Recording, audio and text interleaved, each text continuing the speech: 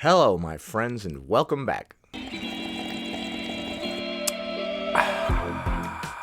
Today, we're going to be taking a look at some clips from Laura Giesi, the thin personal trainer who recommends everybody else to eat whatever they want, despite the fact that she clearly does not. She's leaner than me, dude. We're also going to be taking a look at some bonus content. To examine these questions further, we must first apply comb to mustache.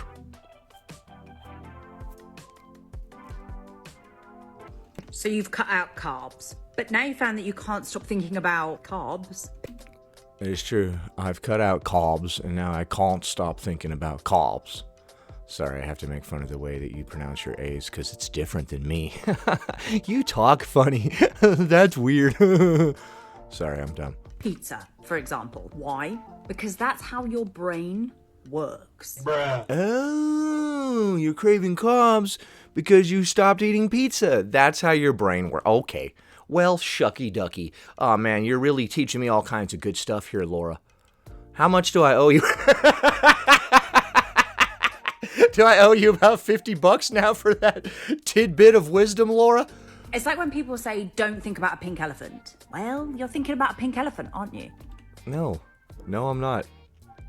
And stop getting these weird looks on your face. Why are you pausing your face here? Stop making this weird look at me. What are you doing, Laura? So it's normal to think about things when we say not to. Gotcha. Need some science to back this up?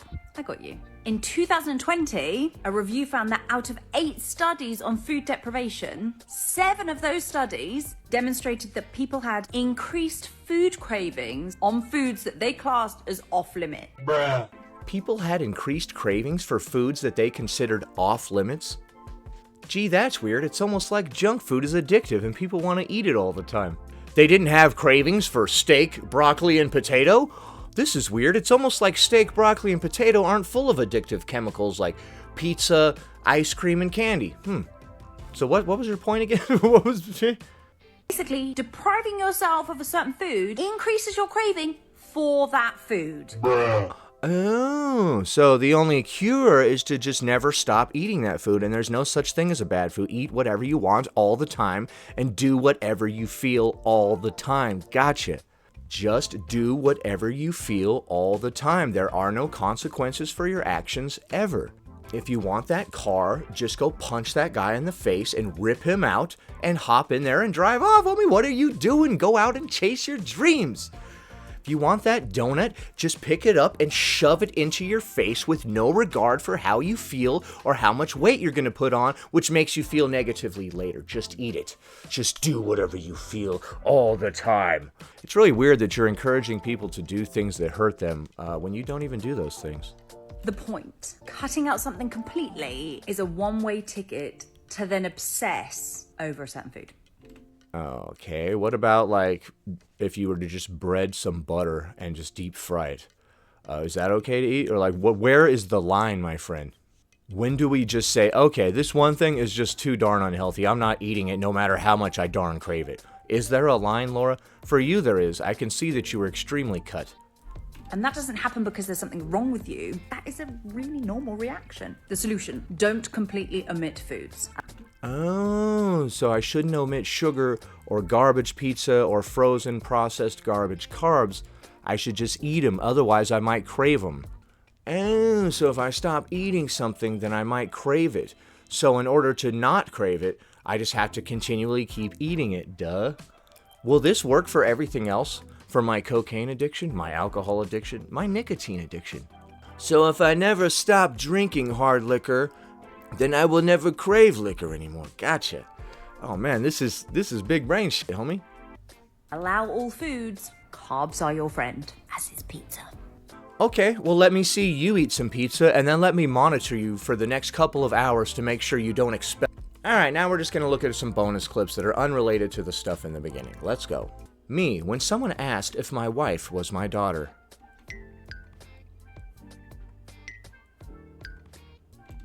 Okay, why are you married to somebody who is like so much younger than you that people think that it's your daughter? Well, I've got a pro tip. Stop marrying children. So you're in an age gap relationship to such an extent that people think that you're dating your very own daughter. When people pursue age gap relationships, like the older person is looking for somebody younger, in most cases it's because they want to have power over them in the relationship, so they get with somebody who is less experienced. Next clip. I don't know who needs to hear this, but you don't need to hollow out the bread from your bagel. You can eat a whole bagel. What? I can finally stop hollowing out the bread on my bagels? Wait a minute, what? Wait, who does that? What? Just don't eat the bagel, homie. You're not getting any life hacks or cutting any corners by cutting out some of the bread in your bagel. I mean, you're taking out some carbs, but either way, it's moronic. Just don't eat the bagel. Diet culture tells us that scooping out the inside of a bagel is healthier, disciplined, being good. I don't know, man. What kind of diet culture are you hanging around? You always say the strangest things about it. I've never heard any of this stuff. The smart choice, balanced, disciplined, being good. What are you talking about? It's still a bagel, homie. Nobody said any of those things about a bagel. They would have said, don't eat a stupid bagel. I'm going to go have a piece of pizza, but I'm going to remove all the crust. And now I'm being just fine. No, you're still eating garbage. When in reality, it is restrictive. It's restrictive to remove part of the bagel, but you're still eating the bagel. That is not restrictive to remove the inside of the bagel. That's called splitting hairs. There's a thing that I see a lot of women do where they try to play these little games. Like I said before, like, if you don't eat the last bite of the cookie, you didn't finish it. So just have one bite of 10 different cookies. You can't game the system. You can't just scoop out the inside of the bagel and now it's fine. Disordered. It's disordered to remove part of the bread in your bagel? All right, now you're getting a little nutty. Potentially promotes orthorexia. Dude, stop it. Unsatisfying. I know, I need that middle part of the bagel. Dude, the best part of the bagel is the outside part that's crispy. That's what makes it a bagel. The inside is just fluffy, soft, nonsense bread. The same kind of fluffy, nonsense, soft bread that you can find inside of any piece of bread. Very sad for the bagels. Yeah, you don't want to hurt the feelings of the bagel. It's like, eat me. Come on, David. You know you want to eat me. The whole me. Don't scoop out my insides. Partake in the entire me for satiety. Okay, I love the way you're slowly sipping that coffee and looking at us creepily. She's like, yeah, for more bagel tips, follow me. And you're like, I don't know. You're creeping me out, man. The point? Eat the whole damn bagel and enjoy it. And eat it with some weird purple spread on there like she's doing. Now we're going to be taking a look at a bonus clip from Fatarchy. She's spoken before about, being accepted for being fat and all this other type of stuff. How she needs to be accepted and we need to accept her and fat people and this and that. So let's see if she's accepting it all or if she's nice. Spoiler alert, she's not. For fuck's sake, I am not Caitlyn Jenner. You do kind of look like Caitlyn Jenner. I could see that one. It's the eyebrows and the lips, man. Who watching the TikTok gate? Cause y'all just letting anybody in at this point. Y'all let the crypt keeper in? Uh-huh. So you're calling that lady the crypt keeper, but you get mad when people make fun of you for your weight. I see. A lot of these people you will see are very negative and they crap on other people often. And then they're like, hey, you guys made fun of fat people. It's like, bruh, yeah, karma, homie. So if you had any sort of sympathy for Fatarchy before, it should be gone now. She's making fun of people for their age, which you cannot change, and then gives people a hard time for making fun of her because of her weight, which is completely within her control. Karma is a B. Like, come on now. Okay. Yeah, no, that's real nice. Yeah, come on now. This lady is old. What the heck? Let's all laugh at her. Yeah, you're a really good person, Datura. Getting real funky on this app. And all the people who've been here, at least the black ones, we still broke. Okay, so you expect money or something? And what does your skin have to do with anything? Please go to my big red play button. Please go to my big red play button. I'm trying to get out of here.